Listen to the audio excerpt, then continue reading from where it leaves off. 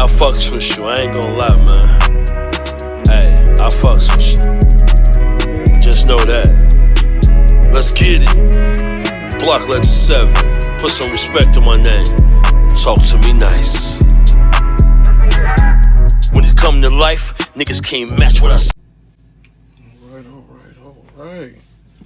Greetings and salutations, everyone. Greetings and salutations. Happy Wednesday. And welcome to the Logic Lounge with Fleezy Jones. I'm your boy Fleezy Jones. Brought to you by Block Legend 7. Boom, pow, ping. Episode 10. I'm in double digits now. The looks should say it all, honestly. But I'm grateful to be here. I got to give thanks to all the people that have supported me to get me this far. Shouts out to Block. Shouts out to ING and ING Records LLC. So, man, what do you do once you hit double digits, right? You got to keep it going. I'll tell you what I'm going to do. I'm going to bring to the show a lady that is, to say absolutely interesting would just be a total understatement. She is absolutely awesome. She is one of the poets that will be in the new anthology book by Valerie Lorraine Productions in the Company of Poets. She's hailing from, of course, took notes. She's hailing from Lancashire, northern England, Ribble Valley. So it's a beautiful place, beautiful. As I said, she is on the new book. She is one of the heavy hitters, as Val would say, because she's absolutely heavy. And as I said, beyond the work itself, her as a person is so interesting. So I'm glad to have her on the show here today. She won't be joining us visibly on camera due to personal reasons, but here at the lounge, we don't worry about that. That's right, Big Block, ING Records LLC. You already know. Hey, but as I said, we welcome. Once you welcome to the lounge, you're welcome to the lounge as is. So I'm not going to hold you guys up, man. I don't even want to tell you the things that I know about her till she gets up here, because I'm going to make this a little under an hour worth it, man. I am definitely ready for this. I am sending you an invite now, Miss Violet Moon. Blocks in the building.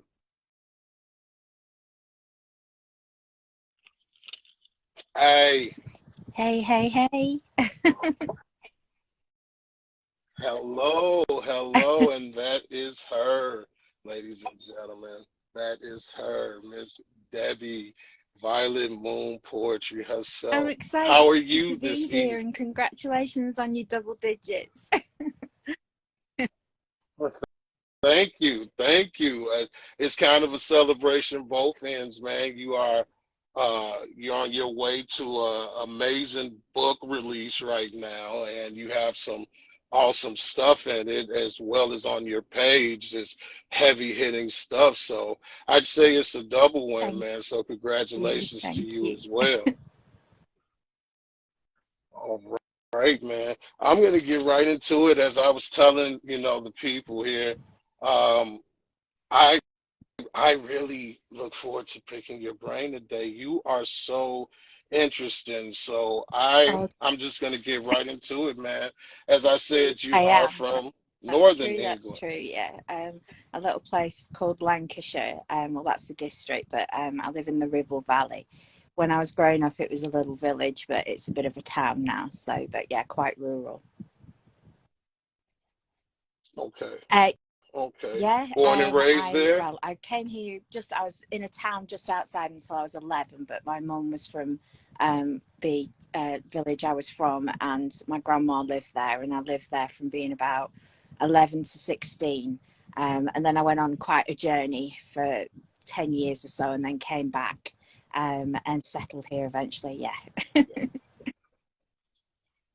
Yeah, yeah, and since you great segue for me, thank you. You said you left uh, at around 16 and you kind of moved around, kind yeah. of ended up in At Manchester, is first, that it was correct? I went to the nearest town, Preston and Blackburn. I was a bit of a nomad for a while. I was young to leave home. I was doing college. I was doing drama at the time, and I had a lot of friends that were activists into all sorts of things, animal rights, the tree protests, and there was a big road protest going on at the time as well. So I was flitting between friends for a while until I got my own flat, and I spent some time at the road protest as well. So yeah, there was a lot going on. It was an interesting time. So yeah.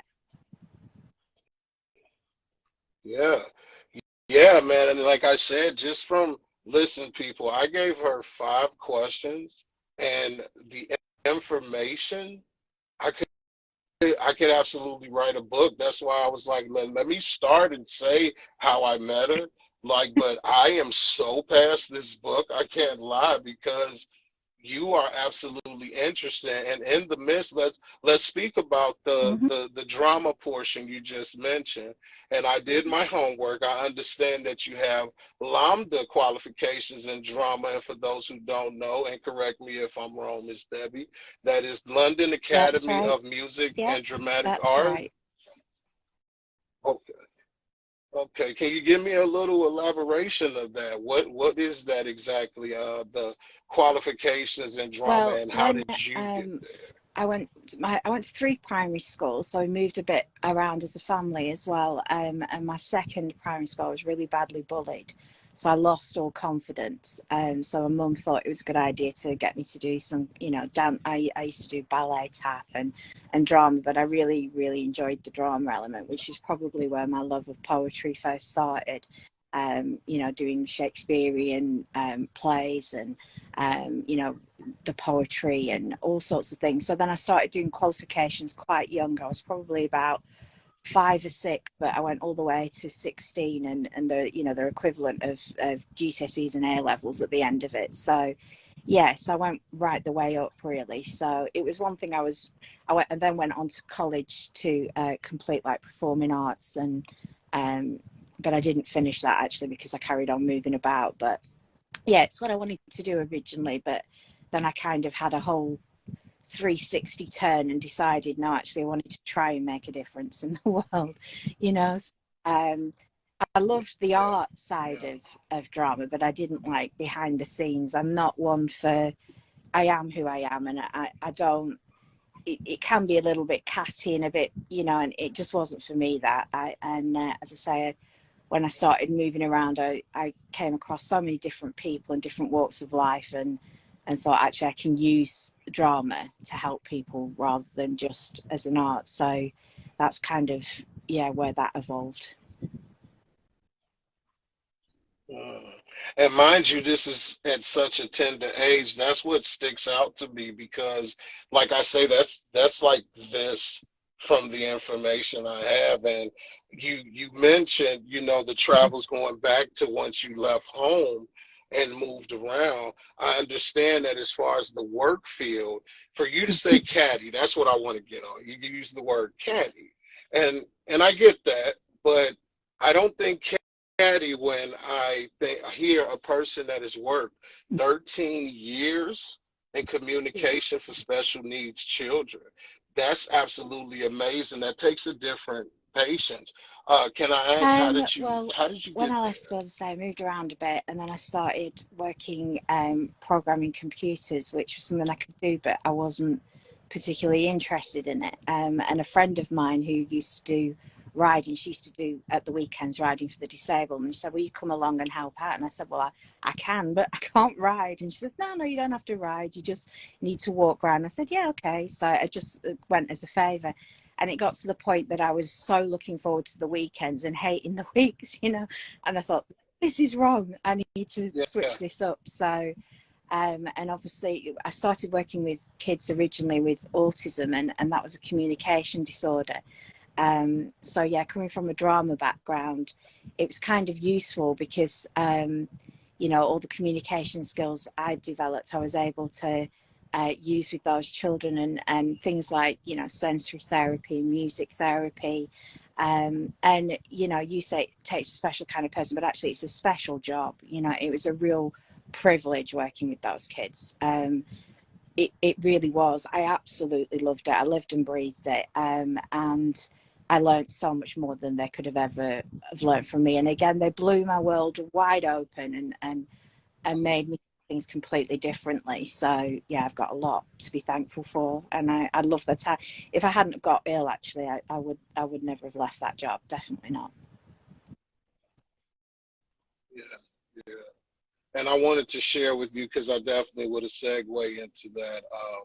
I understand you shared with me, you know, due to chronic health issues, that is where you saw your retirement.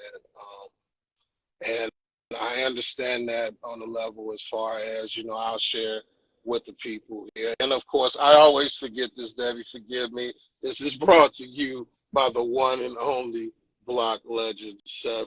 I would like lose so many sponsors, how I get wrapped up into talking. Like, shouts out to Block Man and IMG LLC.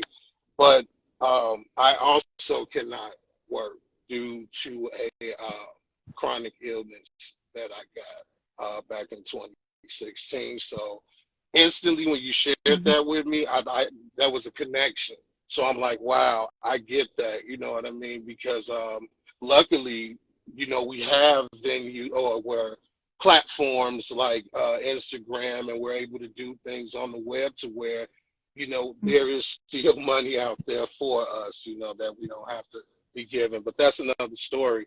So the chronic health issue stopped you from Mm-hmm. the actual career that you were doing, that of course you stumbled upon. And I understand, is that where, because you were always into Mm-hmm. writing, you were always into Mm-hmm. poetry, you were into the arts, period. So is that where the poetry became a thing, or can you run me through that? Like having that chronic illness and knowing that, okay, the work world isn't for me anymore.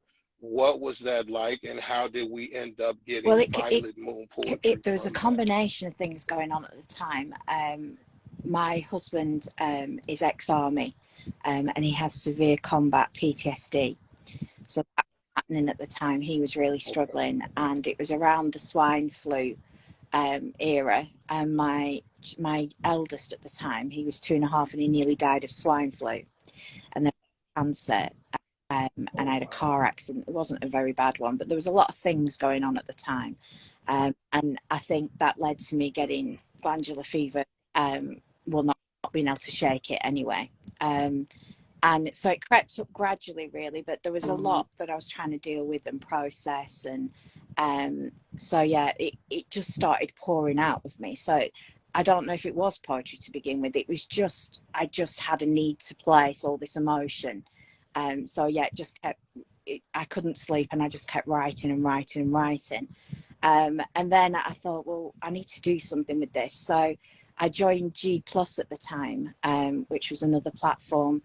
It's gone now, but it used to be a bit like Instagram, a bit like Facebook put together. But the brilliant thing about it was there was loads of workshops and really experienced poets in all the different genres, you know, the classic forms, spoken word. And for me, that was a brilliant, you know, it was just, I was just really lucky to be learning of these people. And so, yeah, I mean, there was a haiku master there. And yeah, there was, so yeah, that was a really big learning curve. So I helped set up a community there as well for poets like myself that were still learning. So I was really involved in that for a while. But then unfortunately the platform came down. So I was a bit of a nomad again for a while and didn't really take to Facebook. So it wasn't really till last year, this time last year, that I came back here. I'd got an account, but it was just like a personal one that I was putting up pictures years ago. So yeah, the poetry really took off here last year, I think.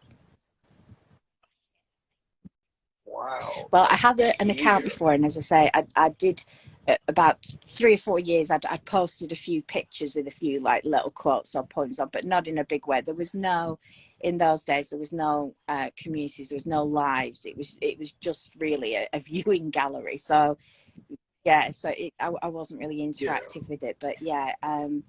And then, as I said, then I think I came back and had a mooch around for a few months, but I didn't really stick. But yeah, it's a year that I've been back now. Yeah, so that's where, and all the lives and the readings and everything were new then to me. So I found a home, because in my own life, nobody's really interested in poetry, and I've never had, anybody to share it with. So it's just been wonderful. The people here are just amazing, and there is a real sense of community, and it's just awesome to share what you love with other people. So yeah.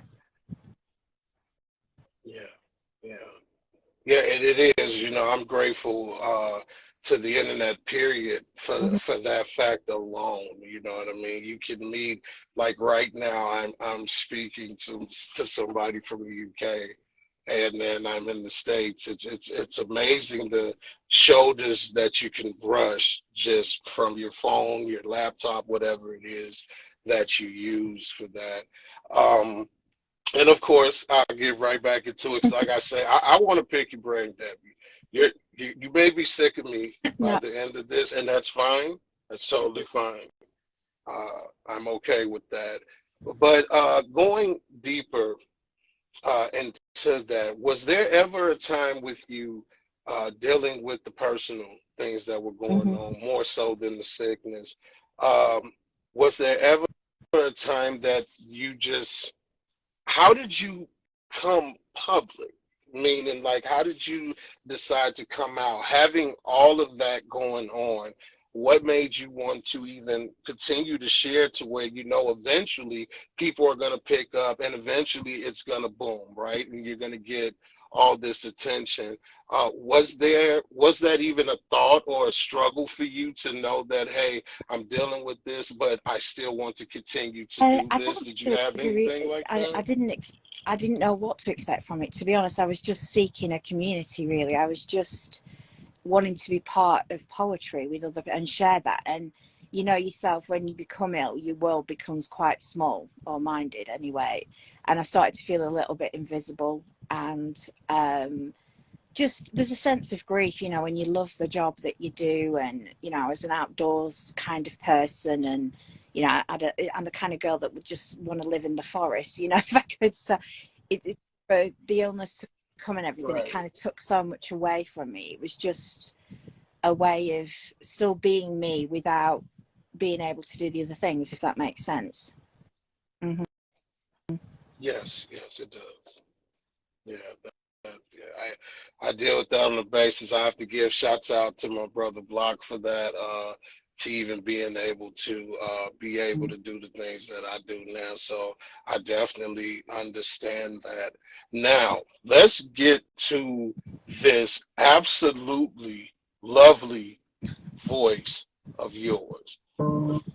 You Am I understanding that you have already did voice of over work? Like I know you're looking to No, go fully into it, but have you did more than your own no, poetry no, voiceover not really. wise? I've Or done little bits for friends and other poets, but not really. It's something I'd like to look at. People keep mentioning it to me, saying that it's probably something I could do. So I'm interested to look into that. So yeah, see how it goes. I can definitely vouch for whoever said that because every poem I ran into, it's soothing. It's absolutely soothing. It's almost like that. The CDs or whatever you have that they use for to help you sleep or to help you calm down. You absolutely have that naturally. So Thank yeah, you. you definitely could. Yeah. Yeah, absolutely. So going back into this, lovely, lovely travels that you've had before we got here, I want to talk about the time that you shared with me that you said at one point, and this was an interesting fact about her, guys. She told me that she once worked in the Romania Mm. orphanages as a missionary. Please Yeah, I was elaborate. working in Please. Manchester at a time, again in another school for specifically for autistic children. And a lady came in from a Christian charity at the time, that had been over to Romania and was, deeply distressed by what she'd seen there. And a lot of the children were in a very bad way. It was nobody's fault. It was, after the communist regime, but there was hundreds of children in rooms that weren't being stimulated, some with their limbs growing backwards because they'd been tied to beds.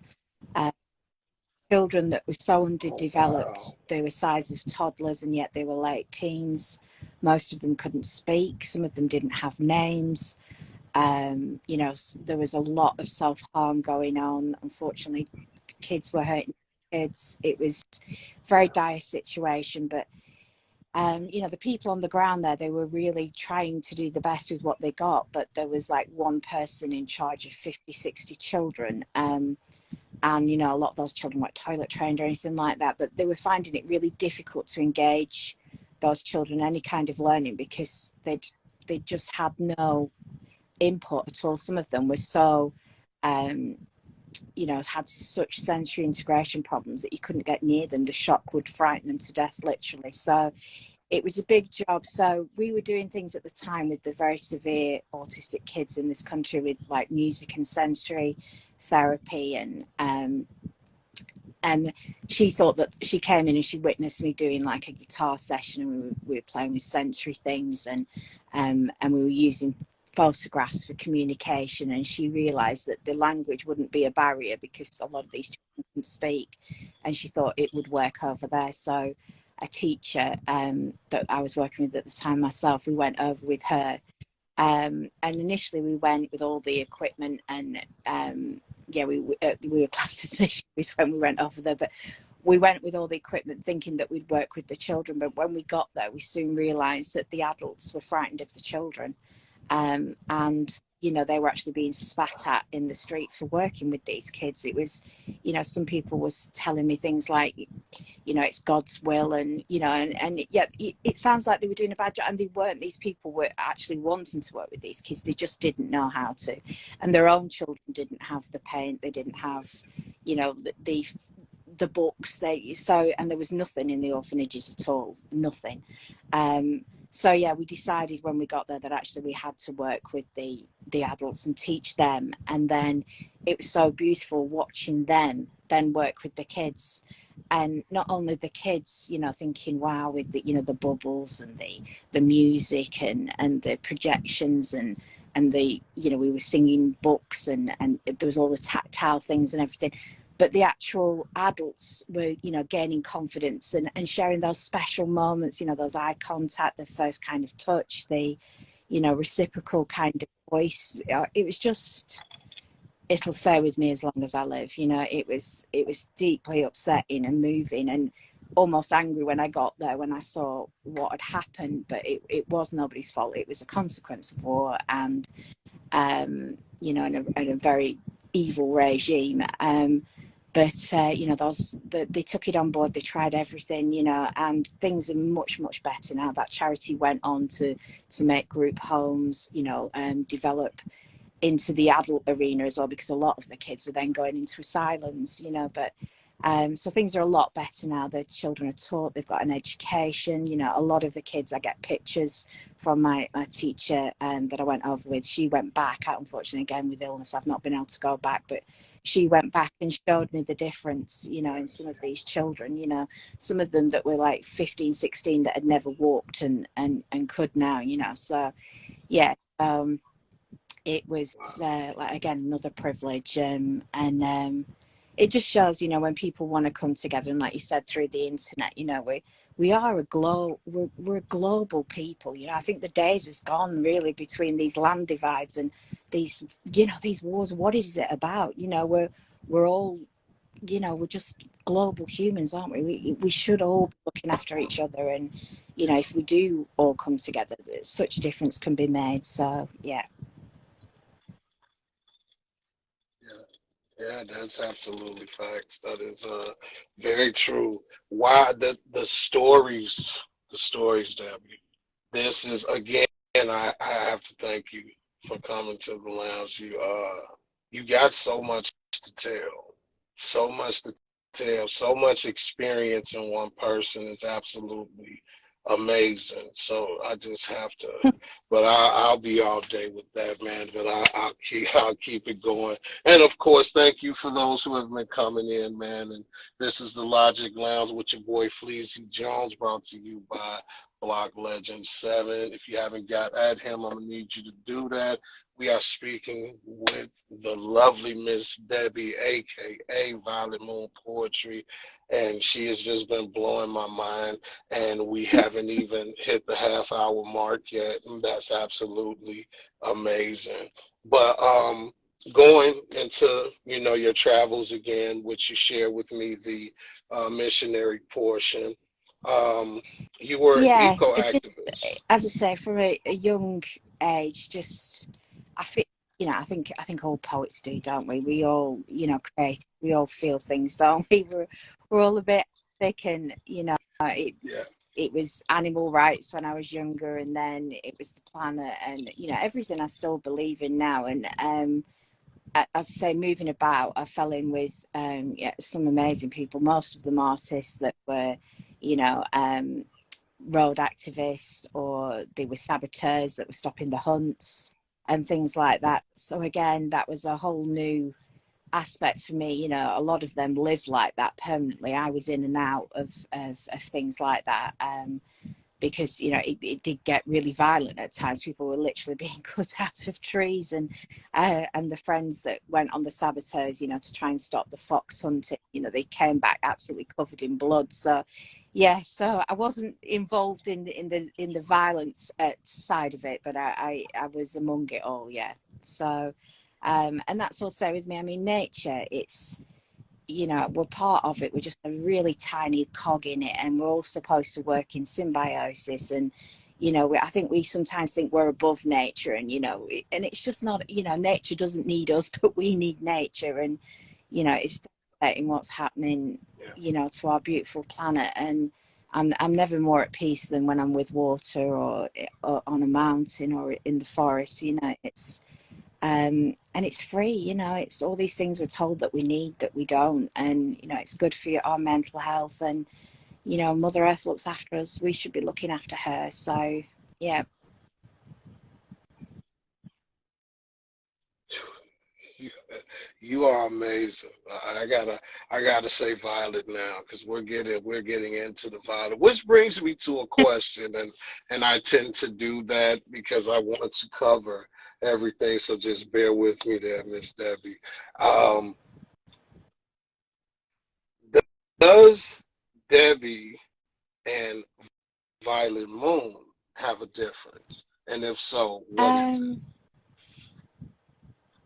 I think, again, with the drama, when I was little, because I was bullied, it was a way of having a front. So I guess it allowed Violet Moon would do more things than Debbie would, perhaps. You know what I mean? She's braver. I wouldn't necessarily Okay. put myself forward to do, just to read poetry, do something. But I feel more. Violet is actually my daughter's name. My daughter is, yeah, she's 12, so it's actually my daughter's name. And purple seems a theme in my family. My grandma, she was a milliner, and she was a synchronized swimmer, and everything was purple. So it was a bit of a homage for her. And I'm a little bit nocturnal. I've always been obsessed with the moon and the stars, and metaphysics and things like that. So that's kind of where it came from. So yeah. Wow. So how did is just Violet? Where did the moon portion That's come from? Is yeah. that the Yeah. love of? Okay. Wow. Wow. You dropping bars. You're gonna need to drop an album here soon or something. We'll need to put some music behind this or something. That is absolutely amazing. And of course, like I say, because this is how you have to do with her, guys, and you'll understand by the end of this. Now I want to go like this, all this love that you spread, this is just the beginning portion. I have to ask, because you shared with me. You say at one point when you were briefly homeless. Could I you was just elaborate very on that young. for me? Things were a bit tricky at home when I was younger. They're all good now. The families, were all sorted, but there was stuff that was happening, and I made a break at a young age. My parents separated, and I think it was just easy to make that break. And I wanted to travel, and I wanted to be involved in the activist stuff, and I was a bit of a wanna be new age hippie, still am really, and yeah, so it's very young, isn't it, to be out on your own. So I was moving around from friends. I was at college. I was trying to, find where I wanted to be, what I was going to do. I was visiting the road protests. There was a lot going on. So it made sense, really. So I wasn't like homeless out on the street, but I didn't have a base. It was difficult because I kept moving around. Everybody, when I stayed with them, it was like a party for that night, but that's how I was living for a while. So eventually you kind of crash and burn from that. So yeah, then I eventually got my own flat, and tried to juggle working and college and everything through there. So yeah. But it did give me an understanding. We didn't have loads of money when I was growing up, but I consider we were privileged. I didn't want for anything, and then suddenly, I was in a situation one Christmas where I literally had half a packet of fried beta in my cupboard, and that was it. And it really opened my eyes to, there's some people that, what they suffer and that are on the streets full time, and it's not something that can be remedied easily. It's a huge problem, and I don't know where we went wrong with that. It didn't, when I was younger, it was rare for people to be homeless, and now suddenly it's accepted and ignored, and it could never be right. That in our day and age, it can never be right that people don't have a place to put their head. They don't have a place to be warm, or it's just wrong. We all need to look at ourselves if that is happening, and it's just not right. So yeah, so I witnessed quite a lot moving about. I was quite naive, to be honest, when I first set out, and I did see a lot of all sorts of things going out. And as I say, it gave me an appreciation for what I did have, and yeah. You got it. That's it's like I could feel where you're coming from. It's just, same type of issues, just different Mm-hmm. parts of the globe. Um, we all have different struggles, but listening to your passion, right? It leads me to a question. And of course, I mean no offense by this when I ask this. I'm going back to, and I ask this as well because I struggled with this once I realized that I was unable to do the things that at one point I was used to doing. Um, Mm-hmm. with what's going on currently, why do you care so much? um why wouldn't I? you know I the the thing is that, Yeah, please. I really have been fortunate, in my life. I've met so many amazing people. To be that young and to do all the things that I did do, and I've been in some weird situations that I don't know how I've come out of, to be honest. And there's always been people there helping me along. There really has, and there's always been somebody in the backdrop supporting me, and I've never felt like I've been in danger. There's always been somebody there. I've always been supported somehow, and even if it's just a kind word or a smile, or somebody checking in with me, or just pointing in the right direction, and it makes all the difference. It really does. um and yeah, there is so much going on in the world, and we can look at all that and get rather depressed, which I can do as well. And because it can be overwhelming, and where do you start with it? But even in our own little bubbles, we can make a difference, and we can be useful. If we're still breathing, we can be so useful. And um you know I've lost a friend to suicide as well, and it's like, if there'd have been somebody there, could it have made a difference? And that's it. I think my life has just shown me how important people are to one another and how much we need each other. This whole Darwinism about the survival of the fittest and everything. I mean, even the scientists are saying now that is absolutely ridiculous. You know, we can't survive without one another. We think we can, you know, and the establishment tells us that you need this and it's all about materialism and we should all, you know, segregate ourselves off for this reason or that reason or the other. And it's divide and rule. That's not how we thrive. We thrive together, you know. And it just saddens me that that's not the way. And yet, you know, here communities like our community, look at what we all achieve together, you know.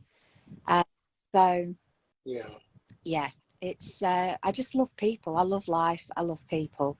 And even though I've seen the dark side of stuff and I've been in it and still am in some ways, you know, I'm still completely like a kid, you know, over in wonder and beauty of the world, because there is so much, you know, whether it's in people's hearts or it's in nature, you know, and it's just, it needs to be celebrated. So Yeah, absolutely agree with that. You know, you're so no, self. I think we can all be a pain, can't we? I agree, but when you think about it, and yes, what Block just said, you are a survivor. Like that is to have. Okay, I have to share this in order to explain to you why I'm so amazed by your answer to that. Because as I said, I struggled with that when I wasn't able to do the things that I once was used to doing. You know, I'd say I'd had a bitter period. You know, I'd almost blame folks in a way. I wouldn't just say that like it's your fault that I'm going through this, but there was a time that I can't lie, Debbie, that I would see people enjoying life and it would upset me, almost be envious. And when I asked you that, you went, your response was, why wouldn't I? What? Like you have every right to be, in my mind, and that could be wrong. This doesn't make me right or wrong. Uh, you have a right to be selfish, and you're not. You still speak about the beauty in people that not many of us see. And although there are power in numbers because we're finding each other through the internet, especially like you and I and the people that I've met in the poetry and music community. But you know, all of us can say usually it's not like that. So I just have to make mention to how amazing that is to me that that's your actual I can response. relate to what you're That saying you now. You know, I did feel a sense of grief and, you know, and abandonment, you know, through no fault of anybody's. It's just, you know, when you're not active and aren't able to do the things, people disappeared, aren't they? And so I can relate to what you're saying, definitely. Feeling guilty as well, not being able to do the things that, you know, I was able to do. But I don't know, in some way it's been free. It's been a kind of enlightening, you know, there's a kind of freedom. It's like my body can do less but my mind can do more, you know what I mean? It's like yeah.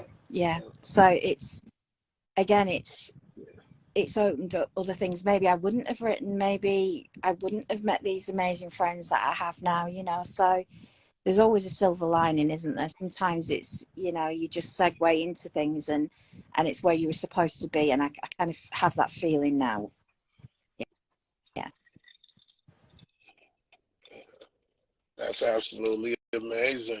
Well, man, let's keep it going. And of course, those that's just coming in, man, thank you for coming into the Logic Lounge with Fleezy Jones. I'm Fleezy Jones, and this is brought to you by Block Legend 7. Yeah, with that, man, we are speaking with Violet Moon Poetry. And I'm telling you, I keep getting better with my interviews because this is amazing, man. But now, Mm-hmm. let's get a little into the book, man. How did, first and foremost, shouts out to Valerie Lorraine, who linked us up. how did you two meet, and how did we land to you being a part of the Well, In Valerie's one Company's of these people that we're Poets? talking about, you know, that is huge in the community. You know, she helps everybody, she connects everybody. She's a prime example of being selfless, you know. And really from the time that I started, you know, posting this time, she was saying, you know, that she enjoyed my work and really supportive and really, you know, I'm not the most confident person, and yeah, she's just been there really right from the start. And then she came to me with this proposition, and I was just blown away. I was like, really, do you think so? And she was like, yeah, absolutely, you need to be part of this. Um, and then when I saw the lineup, I was like, what the hell am I doing with these people, you know, because some of the people in the book, you know, I mean, I didn't know them all at the time, but the ones that I did know, you know, I was like, wow. So really, so yeah, it's just been such an honor, and the fabulous people, you know, they really are. They're not just lovely poets, you know, brilliant poets. They really are fabulous people as well. So yeah, so it's been lovely to do it all together. And people had asked me, do I have a book? Do I? And I had it in the back of my head, you know, when I get good, I'll do something like that. And I don't think I ever would have done if Valerie hadn't have given me the kick up the bottom to do that. So I'm really grateful to Valerie, really Right. am. So yeah, I think we all are, because that was the beauty as well, is that none of us were published poets. You know, some of us had, you know, odd poems published here and there, but none of us had a book. And you know, she said to us, that she thought, you know, these are people that should, and she's pushed us together to do that, and you know, giving us confidence, hopefully, to fly from here. So yeah, so that was amazing. And it was brilliant as well, because when she said to us, because I was thinking, oh, what we're going to be writing about, and we're all so diverse and different, and it was just, no, I've got complete and utter trust in you. Here's 10 pages, and I want you to fill them with your creativity, and I don't want you to be stifled in any way. And that was just like, wow.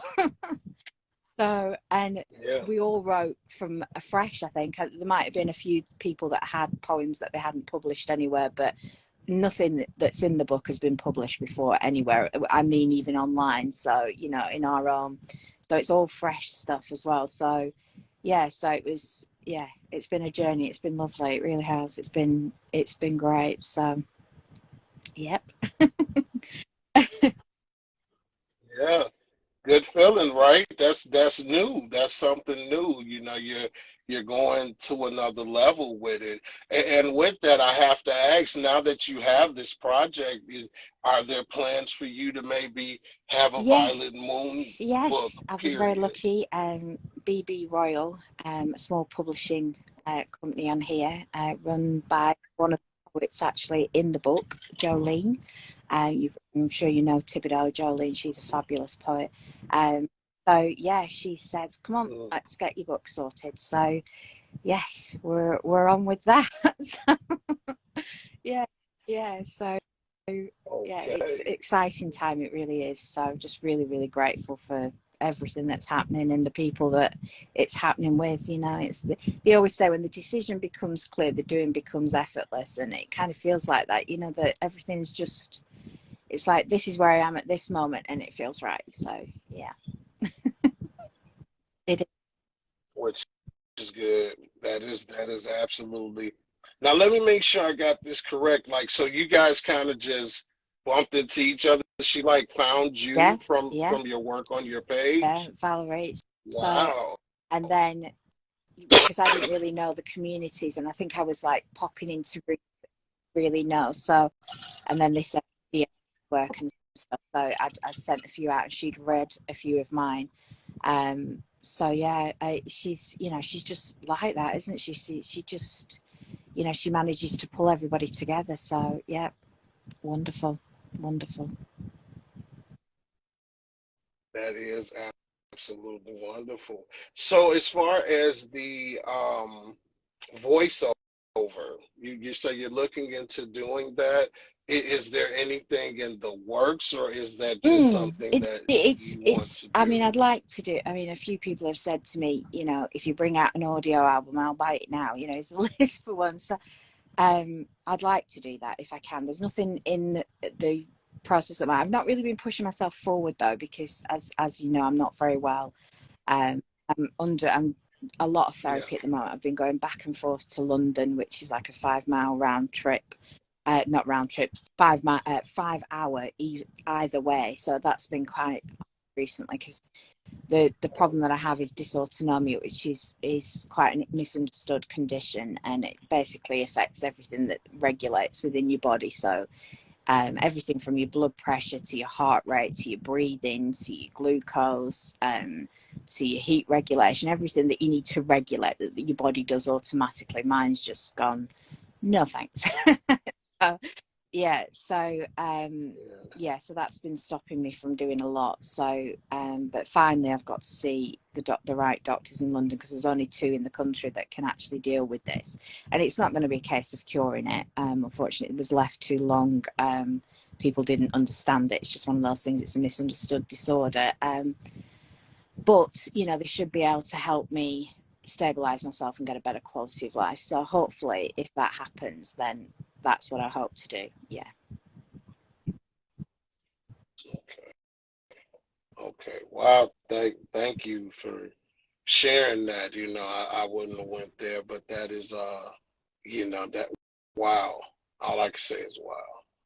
That's and the strength behind you. I have to keep making mention to that. There's strong, and there's this type of strong that you leave me kind of stunned. You leave me humbled because um, if someone could be dealing with that and have that light that you have, where you're absolutely a delight, then really I have no reason to complain. So I want to make mention of that to you. That is absolutely beautiful. You have a beautiful spirit, So do, Debbie. You so do need to you. know that. And you know, Absolutely. it's like when you and I hadn't crossed paths until Valerie, you know, last week, and you know, you came through the screen, and when Valerie was saying, I was thinking, yeah, you know, I'd be really comfortable to talk to you, because you have that light as well, and you obviously care deeply about people, and so thank you. That comes across loud and clear. Well, thank you for that. I'm glad people do see that. Block has told me that all the time. You know, it's just different to hear from others. You know, Block is my brother, so when I hear from him, it's almost like, man, you gonna uplift me, Yeah. man. You my brother. You supposed to do that, like you know. But to hear that, I do appreciate that. Now, you know, I gotta pull your arm. You cannot leave this lounge without at least a piece or two. Look at that, I got the puppy dog face. I gotta hear, so Okay. I know you got Uh, something I would love for you to share here with us right. before we get out of here. I think I'm going to do a piece called Creation. Remind me to tell you a bit about the book as well, because Valerie's just given me some information. Because I think the book, you know, the Company of Poets that we've all contributed to, that's available on at Book Baby store at the moment, and I think she's got some discount codes or something for 15% off. So she said to mention that, and they're available as signed copies from all the authors on the back of the book. You can see there. So yeah, so just because I'm promoting it for them as well. Oh no, please do, please do. I got mine, so I'm just So waiting yeah, on it this to get piece is here. called Creation. We meander across the wild windswept sun-bleached sage sand dunes, beneath the powder blue vast expanse of pale cloudless sky, following the glistening golden slithering pass as our lungs ebb and flow between scorched sandy peaks and hourglass sky valleys, our thoughts gliding peacefully, free upon the breeze, capturing the majestic sea within our mind's eye from every angle as it paints into our souls watercolors of wonder that will revisit treasure with age. When developed into memories, keepsakes of sepia, worn, beloved photographs will keep us company as our days turn ashen and opaque. My open hand trails fingers the gorse brittle grass, strumming, plucking each bleached blade as they cry out to duet with the sea. whilst a chorus of seagulls from above rips apart at the seams. The melodic silence as the murmuring, lulling lapping of the waves caress gently the virgin shore. Bright yellow suns of gorse group in constellations, litter the thirsty dunes shining, shimmering, emanating sunlight, vibrating delicately to the tune of our planet's spiraling, chiming, echoing in the vast blue nothingness, crossing the Kármán line effortlessly in the wistful whispers into the galaxy beyond. Here we arrogantly came, equipped with easels and oils, pastels and pencils, pens filled with fruitless words, and minds lost in labyrinths of taught learning, vainly venturing to create a work of art.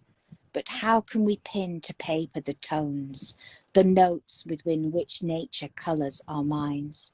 How can the canvas encapsulate the aroma, the auras of iridescent crystalline waves, cresting in ivory tall crowns, spires of Atlantis in a rhythm that we can only feel? No, words alone could not gift this breathtaking scene, this timeless daydream, nor could earthly hands ever depict this subtle Empyrean hues of balanced perfection.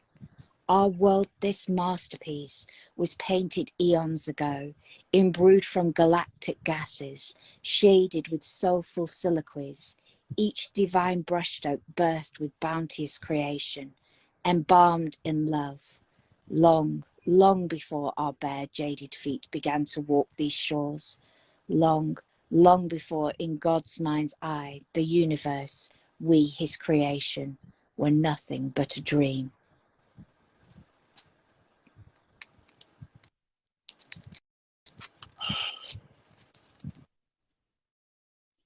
What was the Creation. name of that again, Debbie? I thought that's what you said. Your voice is so soothing, and the words behind them are just as powerful. Thank you. No, thank you, man. Thank you. Absolutely. Yes.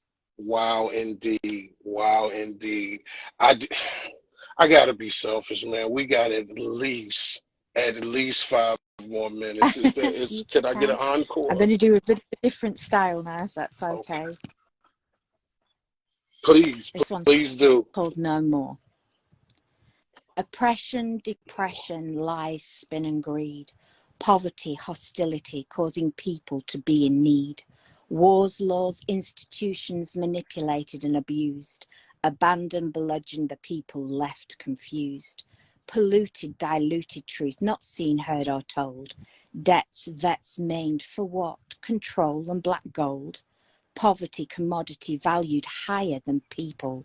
Homeless, heartless, the disabled, now cold. Harassment, embarrassment, body shaming, media to blame. Fillers, filters, beauty off kilter, the world's gone insane. Sexual abuse, domestic abuse, rape, not safe in our own homes. Gambling, borrowing, exorbitant payday, extortionate loans. Stress, depression, anaesthetizing prescription drug misuse. Big pharma, blatant, callous green. It's the suffering they abuse. PTSD, anxiety. Why can't we just be kind? Jealousy, insensitivity, invisible disease and broken minds. Shooting, looting, stabbings, murder and terrorist attacks. Paedophilia, nuclear arms, politicians and mythomaniacs. Hunger, torture, refugee camps are now an epidemic. Racism, sexism, homophobia, hatred, a pandemic. Bigotry, derogatory attitudes towards differing faiths and beliefs. Killings, bombings, bloodshed, the world saturated in grief. Dictatorship with censorship, Big Brother in our attics. Docile apostles, social media makes us into addicts. Empathy, now apathy. We've been divided to be ruled. Compassion's not in fashion. Comforting a child can get you sued. Texting, sexting, there's no intimacy to be found on screens. Home alone, a computer or phone can't hold you when you scream. Is this what, for our children, we want? fear isolation and misery. Isn't it time to question our ways, challenge what we're drip-fed we believe? Time our age now re-engages, learns what humanity is heading towards. Isn't it time to unite against our plights, make a stand and say no more?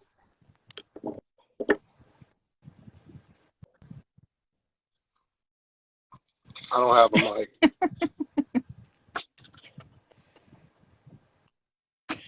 I was done. Look, Drew feels me. I was done, and we are saturated in grief.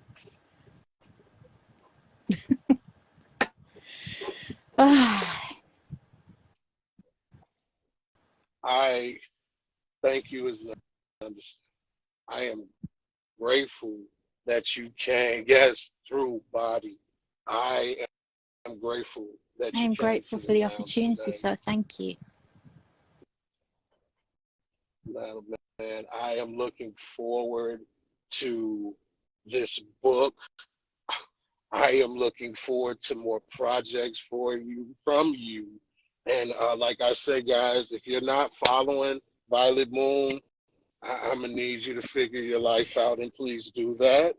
Uh, and yo, we are just grateful that you came here, man. That was a way to end the show. I am like stunned right now. Is there any final thoughts you'd like to go before we get up out of here Um, today, Miss Debbie? I guess, however little we can make a difference to one another. So, you know, if we can, we should. That's all I've got to say, really. Again, the mic's on the floor. Picture me picking it up and redropping it, guys, because I don't have time for that right now. Miss Debbie, Violet Moon, thank you so much for coming to the lounge today. Thank you to all of you guys who came and chilled with us and lounged with us and caught these amazing vibes. This was an awesome interview. And of course, this is always brought to you by the great Block Legend 7. We wish you all peace, love, light. I hope you guys have a great night as well as a great week and great days to follow. Again, Miss Moon, thank you again, You too. and I No, wish no, you a good thank you. night. No, thank you. And like I always say, guys, living off good instinct counts. So always keep your logic. Peace. We out.